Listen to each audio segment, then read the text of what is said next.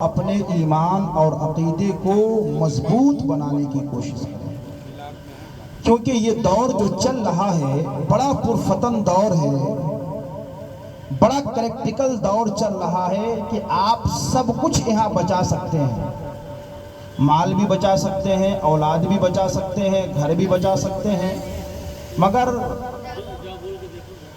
سب کچھ تو بچا سکتے ہیں مگر اس پرفتن دور میں ایمان بچانا بہت مشکل ہو گیا ہے۔ کیوں؟ اس کی سب سے بڑی وجہ یہ ہے کہ آج ہمارے ہاتھوں میں ایمان کو تباہ کرنے والی چیز موبائل دے دیا گیا ہے۔ اللہ ماشاءاللہ سب لوگ ایسا نہیں ہے، موبائل کا جہاں پر صحیح استعمال ہوتا ہے وہاں پر غلط استعمال بھی زیادہ ہو رہا ہے۔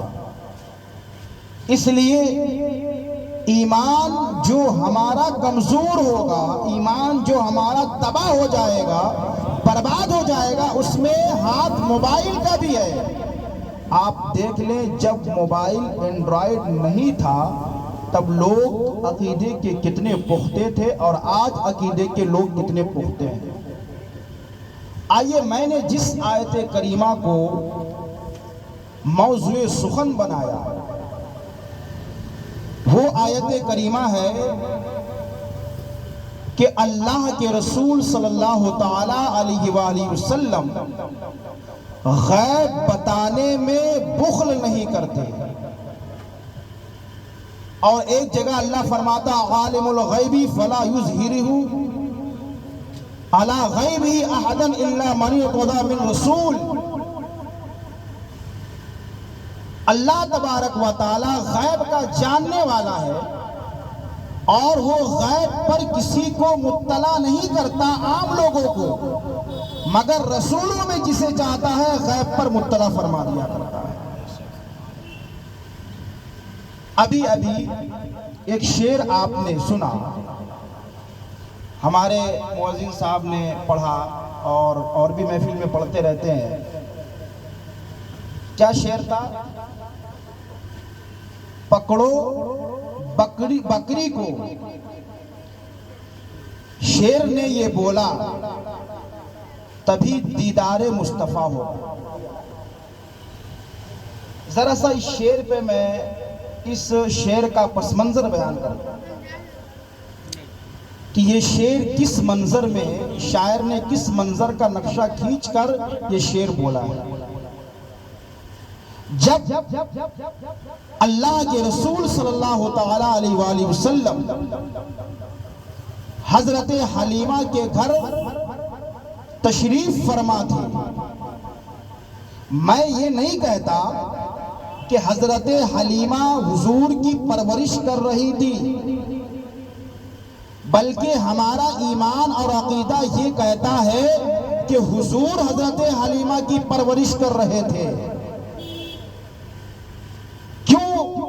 جو مصطفیٰ جس مصطفیٰ کے صدقے اللہ کائنات کو رزق عطا فرما رہا ہو، وہ مصطفیٰ کو کسی اور کے ذریعہ رزق کیسے مل سکتا ہے؟ بلکہ حلیمہ کو جو رزق دیا جا رہا تھا میرے مصطفیٰ کے قدموں کی برکت سے وہ رزق انہیں دیا جا رہا تھا۔ جب حضور حضرت حلیمہ کے گھر تھے اور جب حضور اپنے قدم ناز کو زمین پر رکھتے ہیں، یعنی بچہ جس عمر میں چلنا شروع کر دیتا ہے، بچہ جب چلنا شروع کرتا ہے، ہمارے ہاں عام طور پہ جب بچہ چلنا شروع کرتا ہے تو کبھی لڑکھڑاتا ہے، کبھی گرتا ہے، کبھی اٹھتا ہے، کبھی گرتا ہے، تب چلنا سیکھتا ہے۔ مگر میرے مصطفیٰ صلی اللہ تعالی علیہ وآلہ وسلم جب اپنا قدم ناز زمین پر رکھتے ہیں تو میرے مصطفیٰ صلی اللہ تعالی علیہ وآلہ وسلم لڑکھڑاتے نہیں ہیں، گرتے نہیں ہیں، کیونکہ میرے مصطفیٰ تو گرتوں کو اٹھانے آئے تھے، تو وہ مصطفیٰ زمین پر کیسے گر سکتے ہیں؟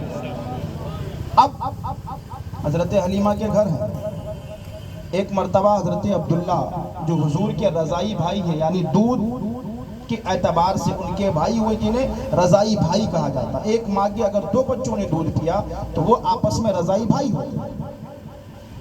جب انہوں نے اپنی بکریاں کھول دی کہ اب چرنے کے لیے بکری آ جائے، بکری اپنی جگہ سے آگے نہیں بڑھ رہی ہے۔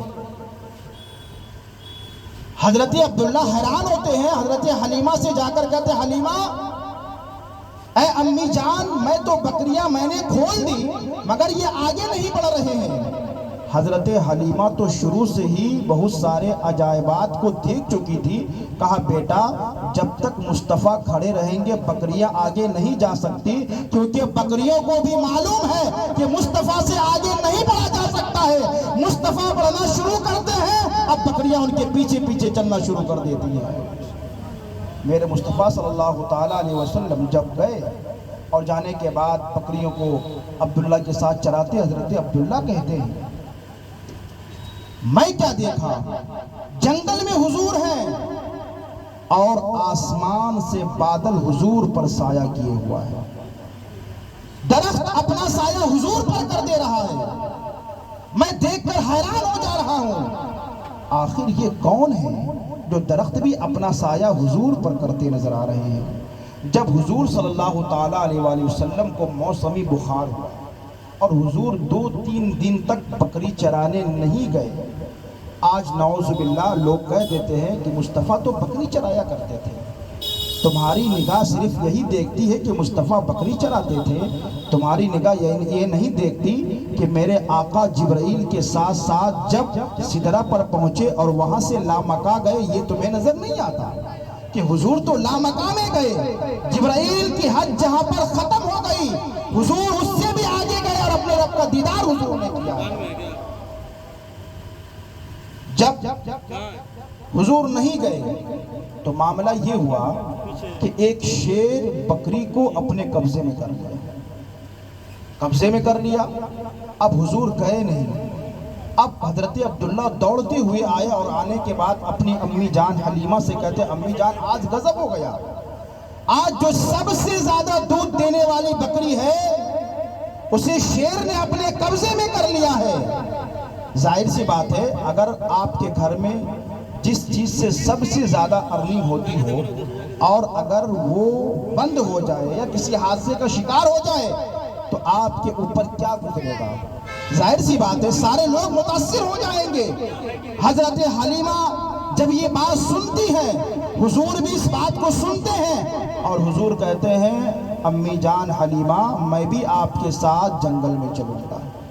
حضور بھی گئے اور جانے کے بعد حضور ایک اونچی جگہ پر کھڑے ہو گئے اور کھڑے ہونے کے بعد حضور کہتے ہیں یا ابا الحارث، اس جنگل میں جتنے جانور تھے وہ سارے کے سارے حضور کے پاس آ جاتے ہیں اور حضور کیا دیکھتے ہیں؟ حضرت حلیمہ دیکھتی ہے، حضرت عبداللہ دیکھتے ہیں جس بکری کو شیر نے اپنے قبضے میں کیا تھا وہ بکری شیر کے ساتھ میرے مصطفیٰ کے بارگاہ میں آتی نظر آ رہی ہے۔ جب شیر اس بکری کو لے کر آیا آپ نے کہیں نہیں دیکھا ہوگا، اگر بکری کو شیر کے سامنے ڈال دیا جائے تو وہ بکری بچ نہیں سکتی ہے، شیر کا نوالا بن جایا کرتی ہے۔ مگر جب وہ بکری لے کر شیر میرے مصطفیٰ کی بارگاہ میں آیا، حضرت حلیمہ کہتی ہیں حضور جو کہہ رہے تھے وہ تو میں سمجھ رہی تھی مگر جانور جو کہہ رہے تھے میں وہ نہیں سمجھ پا رہی تھی۔ میرے مصطفیٰ کو اللہ تبارک و تعالیٰ نے ہر شے کا علم عطا فرمایا ہے۔ جب آدم علیہ السلام کو پروردگار عالم نے 7 لاکھ زبانوں کا علم عطا فرمایا، 7 لاکھ زبانوں کا علم دیا ہے، جبکہ دنیا کے اندر صرف 30,000 زبانیں بولی جاتی ہے تو وہ پروردگار عالم اپنے آخری نبی کو، اپنے آخری رسول کو ساری زبانوں کا علم عطا فرما دیا۔ حبیب آپ جس سے چاہیں جب چاہیں جس زبان میں چاہیں کلام فرما سکتے ہیں۔ میرے آقا علیہ السلام جانور سے بات کر رہے ہیں، میرے آقا کہتے ہیں بتاؤ کہ تم نے اس بکری کو اپنے قبضے میں کیوں کیا؟ اب وہ شیر عرض کرتا یا رسول اللہ آپ بکری چرانے آتے تھے تو ہم لوگ آپ کا دیدار کرتے تھے، آپ کو دیکھتے تھے اور آپ کو دیکھنے کے بعد ہمارے دل کو چین اور قرار مل جاتا تھا۔ یا رسول اللہ آپ 3 دنوں سے آئے نہیں، ہم لوگ بے چین تھے، بے قرار تھے، آخر حضور کو کیسے بلایا جائے؟ تو آپس میں میٹنگ ہوئی اور یہ بات طے ہوئی اس بکری کو قبضے میں کر لیا جائے جو سب سے زیادہ دودھ دیتی ہے، اور چھڑانے کے لیے کوئی اور نہیں بلکہ وہ آخری نبی تشریف لے کر آئیں گے۔ تو یا رسول اللہ جب آپ تشریف لے کر آئے، آپ کو دیکھ کر ہم لوگوں نے دیدار کیا، اپنے دلوں کو ٹھنڈک ہم لوگوں نے کیا۔ ایک جانور بھی ہے تو جانور بھی حضور کی تعظیم جانتا ہے، جانور کو بھی حضور کا دیدار، جانور کو بھی حضور کا دیدار ایسا ہوتا ہے کہ جانوروں کو بھی چین اور سکون مل جایا کرتا ہے۔ میرے مصطفیٰ کی یہ شان تھی۔ اس کے بعد میرے امام اہل سنت نے ایک شعر میں کہا، سب چمک والے اجلوں میں چمکا کیے، سب چمک والے اجلوں میں چمکا کیے، اندھے شیشوں میں چمکا ہمارا نبی۔ سب چمک والے سے کون مراد ہے؟ کون چمکے؟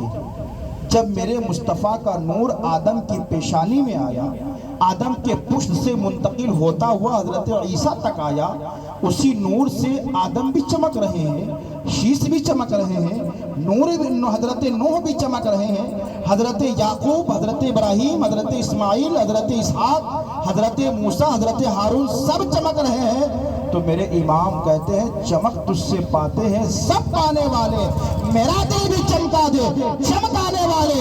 مگر آپ دیکھ لیں جس نور میں آدم چمک رہے ہیں، حضرت آدم علیہ السلام کی چمک جب ہو رہی ہے، اسی چمک میں حضرت شیش تشریف لے کر آ جاتے ہیں، حضرت ابراہیم چمک رہے ہیں، اسی چمک میں حضرت اسماعیل تشریف لے کر آ جاتے ہیں، حضرت اسحاق تشریف لے کر آ جاتے ہیں، حضرت یعقوب چمک رہے ہیں، اسی چمک میں حضرت یوسف تشریف لے کر آ جاتے ہیں، حضرت موسیٰ چمک رہے ہیں، اسی چمک میں حضرت ہارون تشریف لے کر آ جاتے ہیں، اسی طریقے سے حضرت عیسیٰ بھی چمک رہے ہیں۔ میرے امام کہتے ہیں سب چمک والے اجلوں میں چمکا کیے، حضرت شیش جو ہے اجلوں میں چمکے ہیں، حضرت اسماعیل، حضرت اسحاق اجلوں میں چمکے ہیں۔ میرے امام اسی بات کی طرف اشارہ کر کے کہتے نظر آ رہے ہیں سب چمک والے اجلوں میں چمکا کیے میرے آقا صلی اللہ تعالیٰ علیہ وآلہ وسلم، حضرت عیسیٰ علیہ السلام۔ اللہ اکبر! حضرت عیسیٰ کے بعد کوئی نبی نہیں ہے۔ 550 سال تک جب پوری دنیا میں کفر پھیل چکی تھی، ہر جگہ تاریکی ہی تاریکی تھی، ہر جگہ ظلمت ہی ظلمت تھا، ہر جگہ بتوں کی پوجا ہو رہی تھی، اس 550 سال کے عرصے میں کوئی نبی نہیں آیا۔ اس وقت اللہ تبارک و تعالیٰ نے اس سرزمین پر اپنے آخری نبی کو بھیجا تاکہ بتا دے میرا نبی جو چمکا ہے وہ کسی کی چمک میں نہیں چمکا ہے۔ اس لیے میرے امام بول پڑے سب چمک والے اجلوں میں چمکا کیے، اندھے شیشوں میں چمکا ہمارا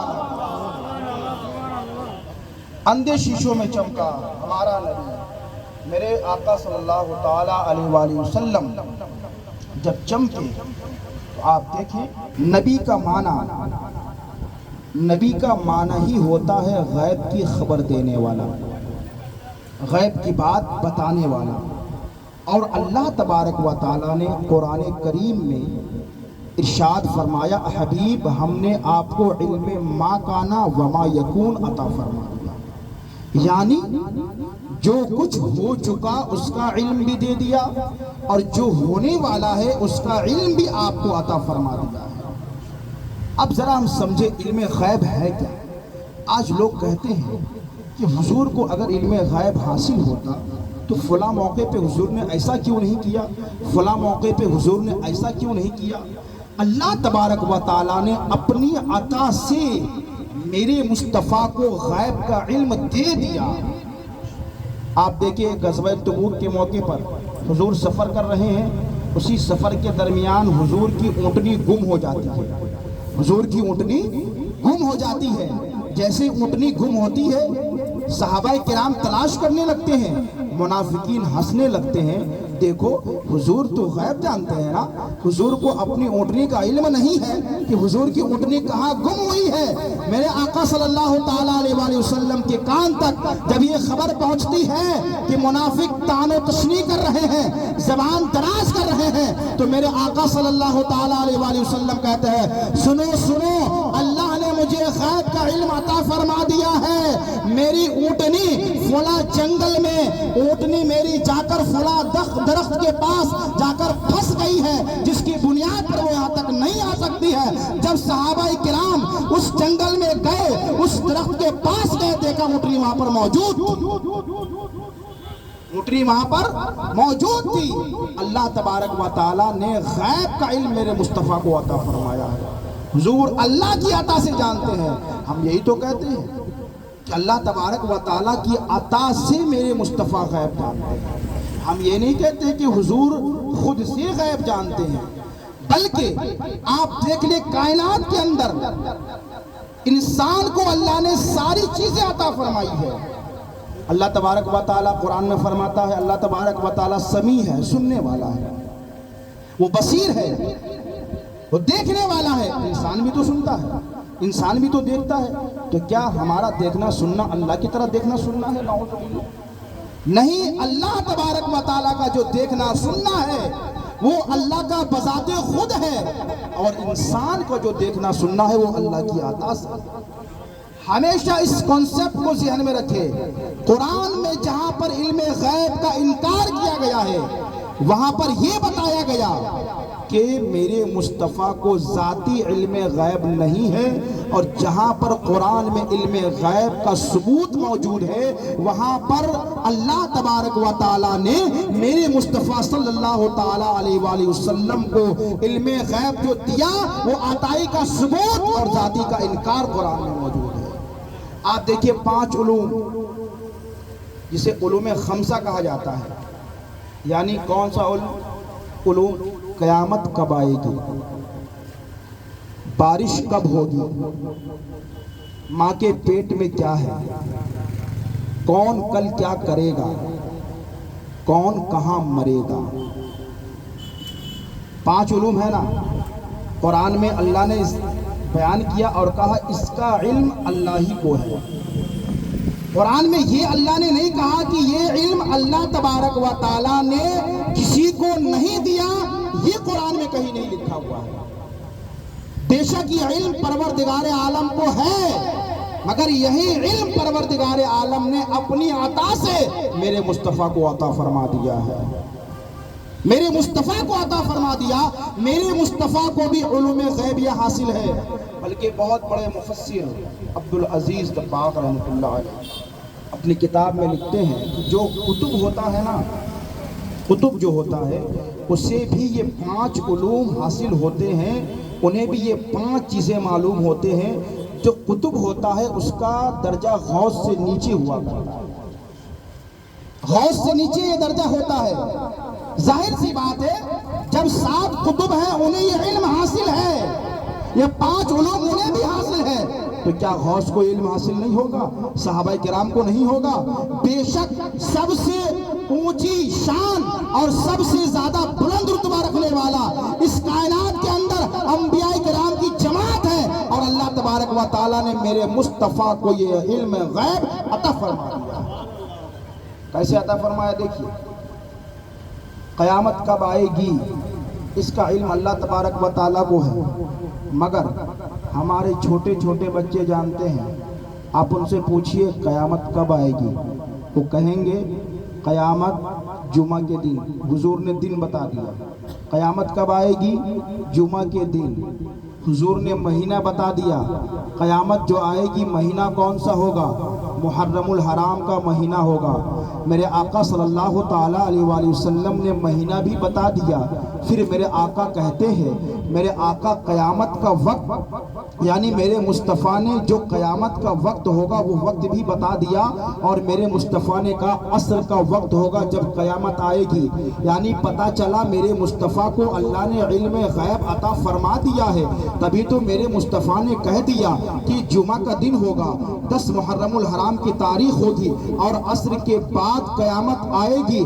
مگر میرے مصطفیٰ نے سن کا تعین نہیں کیا، سن نہیں بتایا۔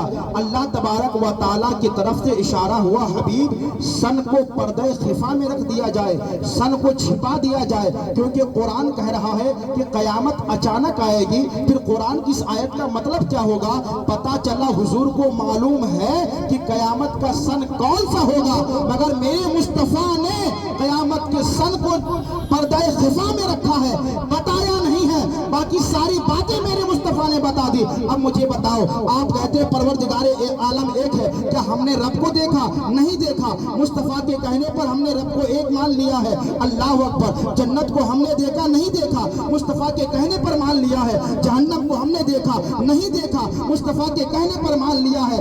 سوالات قبر جو ہوں گے، پورے قرآن میں سوالات قبر کا کہیں ذکر نہیں ہے، مگر میرے مصطفیٰ نے بتایا 3 سوالات ہوں گے، ہم نے مان لیا ہے۔ پتا چلا میرے مصطفیٰ نے جو جو بتایا ہم نے مان لیا ہے، اور جو مان لیا کرتا ہے اس کا مقام کتنا بڑھ جاتا ہے۔ اب ذرا دیکھیں، میرے مصطفیٰ کے زمانے میں میرے آقا صلی اللہ تعالیٰ علیہ وآلہ وسلم ایک جگہ سے گزر رہے ہیں، اور گزرنے کے بعد ایک گھوڑا کو دیکھا، میرے مصطفیٰ کو پسند آ گیا۔ میرے مصطفیٰ نے کہا مجھے یہ گھوڑا پسند ہے، اب بتاؤ کیا تم یہ ڈیل فائنل کرتے ہو، کتنے میں گھوڑا بیچتے ہو؟ کہا میں اتنے میں گھوڑا بیچتا ہوں۔ میرے آقا نے کہا میں تجارت کی غرض سے نکلا نہیں تھا، میرے پاس مال نہیں ہے، میں مال لے کر آ رہا ہوں، پھر یہ گھوڑا میں تم سے لے لوں گا۔ کہا ٹھیک ہے آپ جائیں، جا کر مال لے کر آئے۔ اسی درمیان میں ایک شخص آیا، اور آنے کے بعد کہا یہ گھوڑا کتنے کے بیچتے ہو؟ اس نے بتایا میں نے اتنے کا فروخت کر دیا ہے۔ کہا میں اس سے زیادہ مال دوں گا۔ کہا تم میرے ہاتھ بیچ دو، میں اس سے زیادہ مال تمہیں عطا کروں گا۔ کہا نہیں، کہا اس سے بھی زیادہ مال دوں گا، تم میرے ہاتھ بیچ دو۔ وہ انسان ایمان والا نہیں تھا،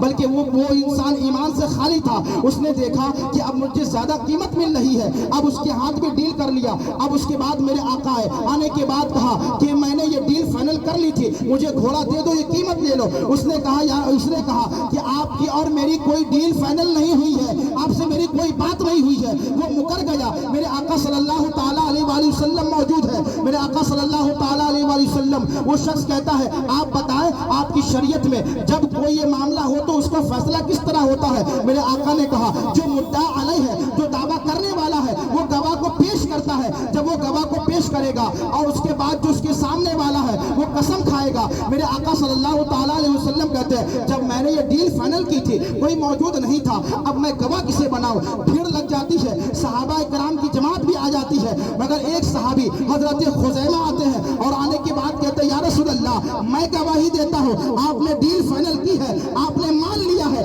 جب حضرت خزیمہ نے گواہی دی ہے، دینے کے بعد حضور نے جتنی قیمت طے ہوئی تھی دے کر گھوڑا لے لیا ہے۔ جب مدینے کو آتے ہیں، آنے کے بعد کہتے ہیں اے خزیمہ بتا جب یہ ڈیل فائنل ہوئی تھی اس وقت تو تم موجود نہیں تھے، تم نے گواہی کس طریقے سے دے دی ہے؟ خزیمہ نے کہا یا رسول اللہ آپ نے کہا خدا ایک ہے تو ہم نے مان لیا، آپ نے کہا جنت حق ہے ہم نے مان لیا، آپ نے کہا جہنم حق ہے ہم نے مان لیا، آپ نے کہا سوالات قبر ہوں گے ہم نے مان لیا، آپ نے خدا کے بارے میں بتایا اور ہم نے گواہی دے کر مان لی ہے یا رسول اللہ۔ اسی طریقے سے آپ نے ڈیل کی ہے، ہم نے گواہی دی ہے، اس لیے کہ آپ نے ڈیل کیا ہے، کیونکہ آپ کبھی جھوٹ نہیں بول سکتے ہیں۔ میرے آقا نے میرے آقا کا اختیار اور تصرف دیکھے، میرے آقا نے کہا سنو آج سے جہاں پر 2 گواہ کی ضرورت پڑے گی وہاں پر خزیمہ کی ایک گواہی 2 کے برابر۔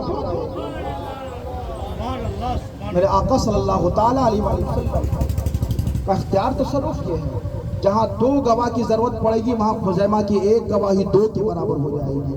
جو مان لیا کرتا ہے اس کو مقام مل جایا کرتا ہے۔ ہم لوگ ماننے والوں میں سے ہے، ہم لوگ انکار کرنے والوں میں سے نہیں ہے۔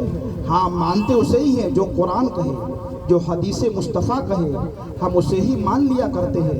اب آگے ذرا دیکھیں، حضور نے بتایا نا کہ قیامت کب آئے گی، حضور نے بتا دیا نا، سن نہیں بتایا حضور نے۔ دوسری چیز بارش کب ہوگی، بارش کب ہوگی۔ اب آپ دیکھیں کہ بارش کب ہوگی، اس کا علم کسی کو ہے؟ نہیں ہے۔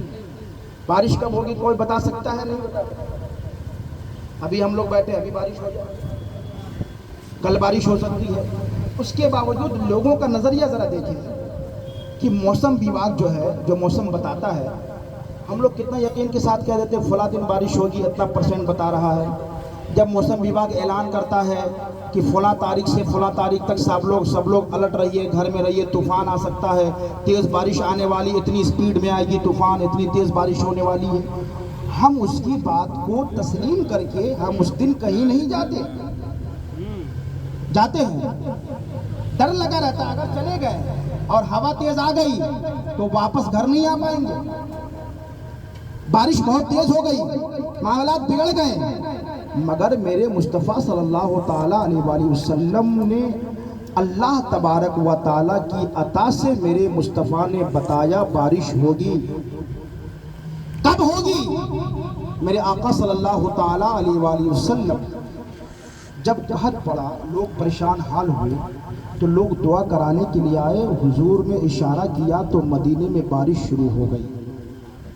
آپ دعا کریں، ہم دعا کریں، گارنٹی ہے کہ بارش ہوگی؟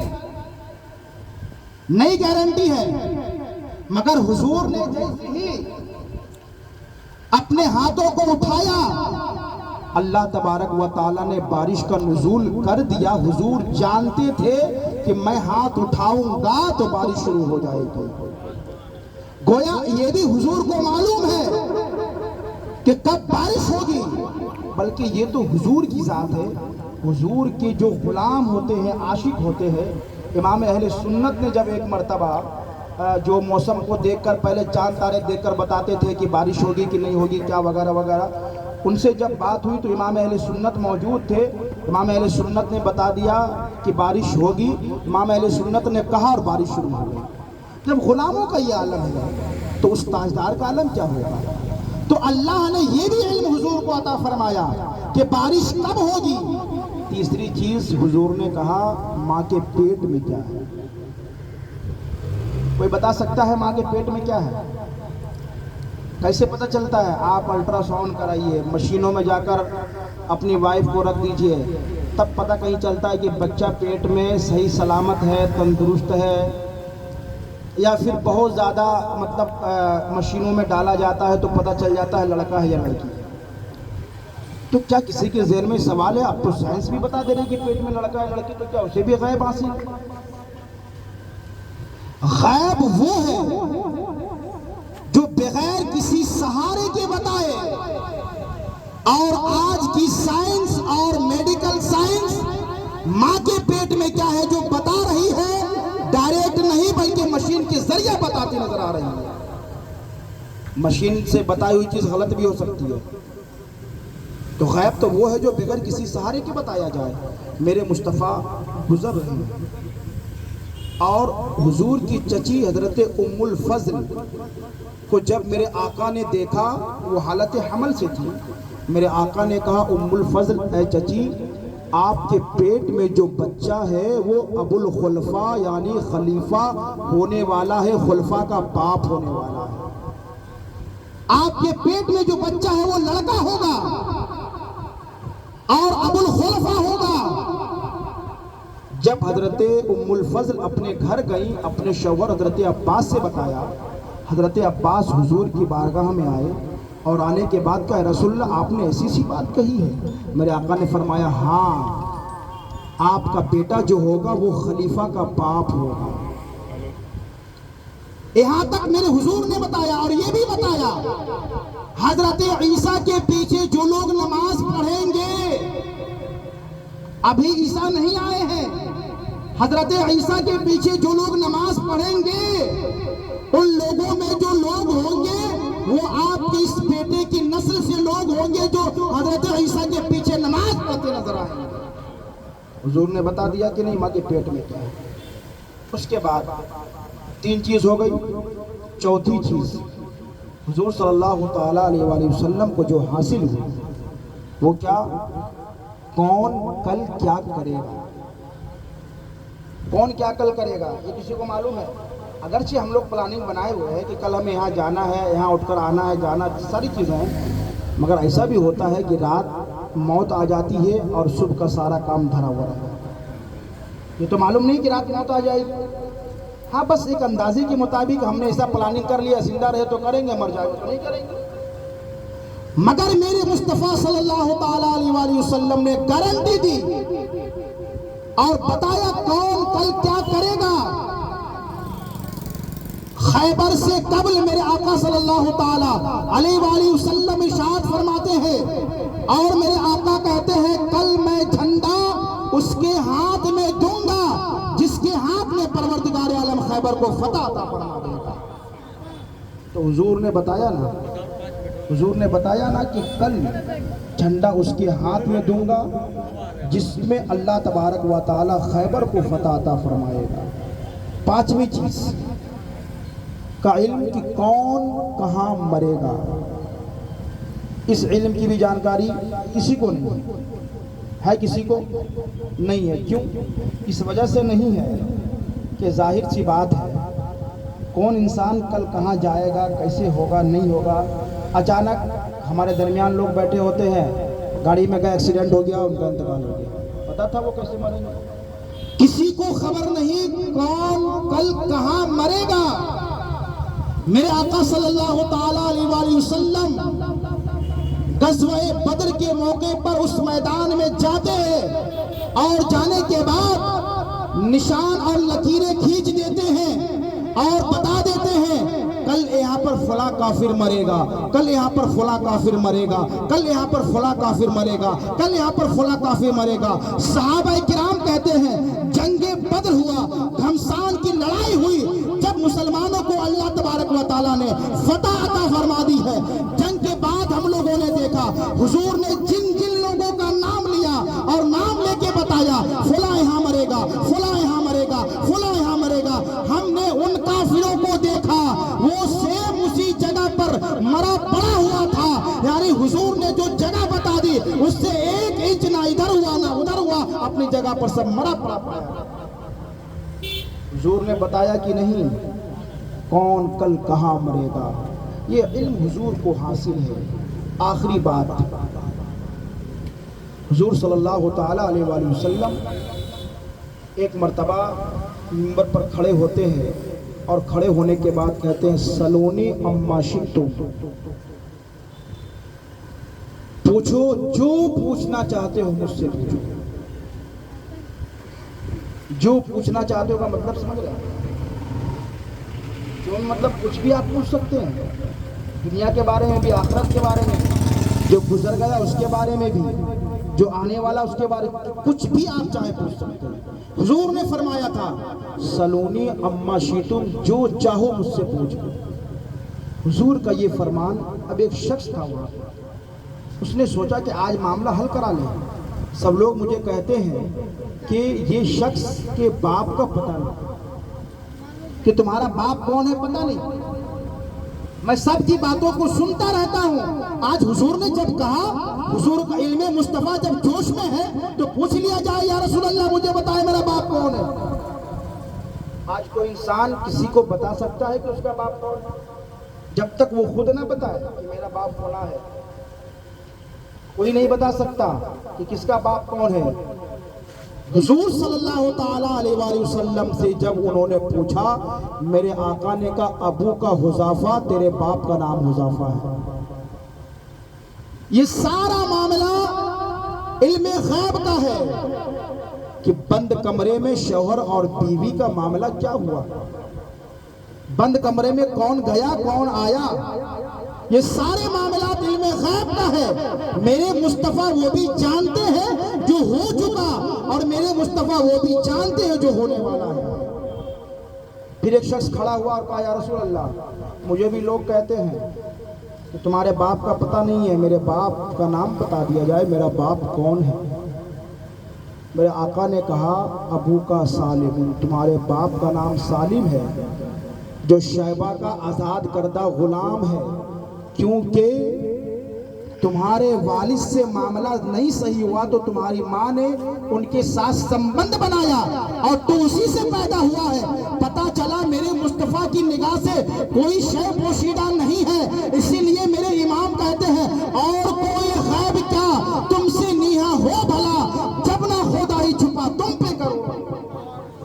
جب خدا نے اپنے آپ کو مصطفیٰ کی نگاہ سے پوشیدہ نہیں رکھا، جب میرے آقا صلی اللہ تعالیٰ علیہ وآلہ وسلم خدا کی ذات کو دیکھ لیے تو اب کائنات کا کوئی بھی ذرہ میرے مصطفیٰ کی نگاہ سے پوشیدہ نہیں ہو سکتا۔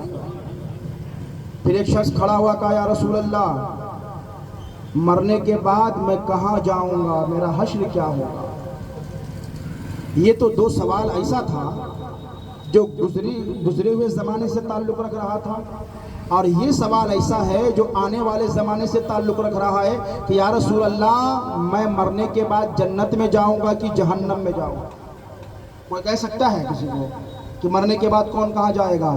میرے آقا نے فرمایا تو مرنے کے بعد جہنم میں جائے گا۔ میرے آقا کی نگاہ سے کوئی شے پوشیدہ نہیں ہے۔ میرے آقا جان رہے تھے کہ اس کا وقت کیسے گزرے گا، وہ حالت ایمان پر مرے گا یا حالت کفر پر مرے گا، اسی لیے میرے آقا نے بتا دیا کہ تو مرنے کے بعد جہنم میں جائے گا۔ گویا حضور کو اللہ تبارک و تعالیٰ نے جو ہو چکا اس کا علم بھی دے دیا، اور جو ہونے والا ہے اس کا علم بھی اللہ نے حضور کو عطا فرما دیا۔ تو میرے آقا صلی اللہ تعالیٰ علیہ وآلہ وسلم کو پروردگار عالم نے اپنی عطا سے علم غیب پر مطلع فرمایا، اس کی جانکاری دی، تبھی تو میرے آقا صلی اللہ تعالیٰ علیہ وآلہ وسلم نے سب چیزوں کی خبر دے دی، بلکہ دنیا بننے سے لے کر آخری انسان کون جنت میں جائے گا کون جہنم میں جائے گا اس کی خبر بھی میرے مصطفیٰ نے عطا فرما دی۔ اس کی خبر بھی دے دی۔ کچھ لوگوں نے کہا ارے اتنے کم وقت میں اتنی ساری خبر؟ حضور دن بھر خبر دیتے رہے، ظہر پڑھائے پھر خبر دیتے رہے، عصر پڑھائے پھر خبر دیتے رہے۔ حضرت عمر کہتے ہیں کہ جس نے یاد رکھا وہ یاد رکھا، جو بھول گیا سو بھول گئے۔ اتنے کم وقت میں اتنی ساری جانکاری، اتنی سارے خبر، یہ پوسیبل کیسے؟ اعتراض تو لوگوں نے کر دیا، مگر دیکھا نہیں کہ بیان کرنے والے کون ہیں۔ بیان کرنے والے کوئی عام انسان نہیں بلکہ تاجدار مدینہ ہے، اور سننے والے کوئی اور نہیں بلکہ صحابہ کرام کی جماعت ہے۔ جب سنانے والے مصطفیٰ کا کوئی جواب نہیں ہے، اسی طریقے سے حضور کے صحابہ کرام کا کوئی جواب نہیں ہے۔ سنانے والا بھی لاجواب، اور اس خبر کو سننے والے صحابہ کرام کی جماعت بھی لاجواب تھی۔ تو ہمیشہ ذہن میں رکھے، کبھی کنفیوز نہ ہو۔ اگر کوئی آپ کے ذہن کو بھٹکانے کی کوشش کرے کہ عالم الغیب تو اللہ ہے، بے شک امام اہل سنت نے فتاوی رضویہ میں لکھا ہے کہ عالم الغیب لفظ کا استعمال صرف اللہ کے لیے ہوگا۔ جس طریقے سے لفظ رحمان کا مطلب کیا ہوتا ہے؟ رحم کرنے والا، تو لفظ رحمان کا استعمال بھی صرف اللہ کے لیے ہوگا، جبکہ قرآن میں اللہ نے اپنے محبوب کو رؤوف اور رحیم بھی کہا ہے۔ مگر جب رحمان بولا جائے گا تو مصطفیٰ کی ذات، جب رحمان بولا جائے گا تو پروردگار عالم کی ذات مراد ہوگی، اور کوئی پروردگار عالم کی طرح رحم کرنے والا نہیں ہو سکتا ہے۔ اس کے بعد جس طریقے سے میرے امام نے سمجھایا ہے کہ جب عز و جل کا استعمال صرف لفظ اللہ کے ساتھ ہوگا، اور میرے مصطفیٰ کے نام کے بعد عز و جل کا استعمال نہیں ہو سکتا، اگرچہ مصطفیٰ عزت و جلال والے ہیں، مگر جب میرے رب کا نام لیا جائے گا تو عز و جل بولا جائے گا، اور جب میرے مصطفیٰ کا نام لیا جائے گا تو محمد کے بعد صلی اللہ تعالیٰ علیہ وآلہ وسلم کا استعمال کیا جائے گا۔ اس لیے کبھی کنفیوژن، عالم الغیب اللہ ہے، یعنی غیب کا جاننے والا اللہ ہے، اور اللہ کی عطا سے انبیاء کرام بھی جانتے ہیں، صحابہ کرام بھی جانتے ہیں، اور اولیاء کرام بھی جانتے ہیں۔ اس لیے ہمیشہ ذہن میں رکھیں کہ اللہ تبارک و تعالیٰ نے اپنے محبوب کو غیب کا علم دیا ہے، اور میرے مصطفیٰ نے اپنے غیب کے علم کی روشنی میں بہت ساری چیزوں کو پیش کیا، اس کی خبر دی۔ آج ہم لوگ جو جانتے ہیں، جو کچھ بھی قیامت کے بارے میں جانتے ہیں، دجال آئے گا، حضرت عیسیٰ آئیں گے، امام مہدی آئیں گے، یاجوج ماجوج نکلے گا، یہ ساری چیزیں کہاں سے جانتے ہیں؟ حدیثوں سے جانتے ہیں، اور میرے مصطفیٰ نے بتایا ہے۔ اللہ تبارک و تعالی ہمارے اور آپ کے سب لوگوں کے ایمان اور عقیدے کی حفاظت فرمائے۔ وما علینا الا البلاغ۔ السلام علیکم ورحمۃ اللہ۔ کھڑے پر